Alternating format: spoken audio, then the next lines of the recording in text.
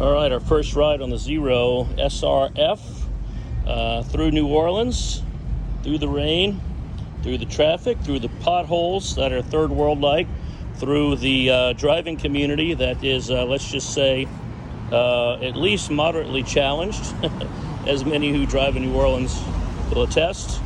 And the bike held its own in all of that. Did well in the rain, very stable. Speaking of challenged drivers, some interesting tidbits you learn when you get on these and actually do an in-city commute for the first time. So you see, there's nowhere for air to go through, right? So like on a typical bike, a little bit windy, most of the air will go through it. Even sitting at a stop sign or at a red light, never experienced this before. Coming out of a rainstorm is a bit windy. And the wind was buffeting this 500-plus pound bike, swaying it a little bit. So, I'm 5'6", athletic rider, and my feet are firmly on the ground, so that helped. But if you're a shorter rider, one thing to be aware of, even despite the weight, somewhat unexpectedly, there's that wind factor because the battery is enclosed and takes up all that space where typically some wind would go through, as it would, of course, on the rear. Interesting tidbits as well. The bike is not like a sub 400-pound sport bike or KTM, Duke, or something like that that's super flickable, but it is plenty maneuverable after you've been on it for 30, 45 minutes.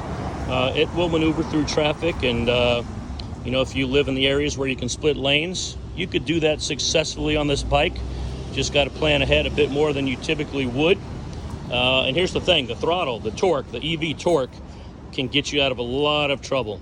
I got out of a hairy spot or two because of the throttle, both because it's so fast and immediate power, but also because it's like regenerative braking when you come off the throttle. It's really cool. It's almost like downshifting, like gear braking on a standard petrol bike. And I found that to be a real cool safety feature.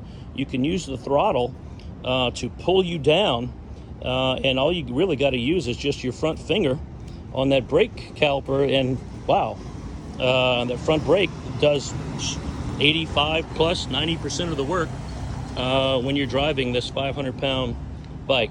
Super cool experience. I would encourage you to go test drive one, the Zero SRF.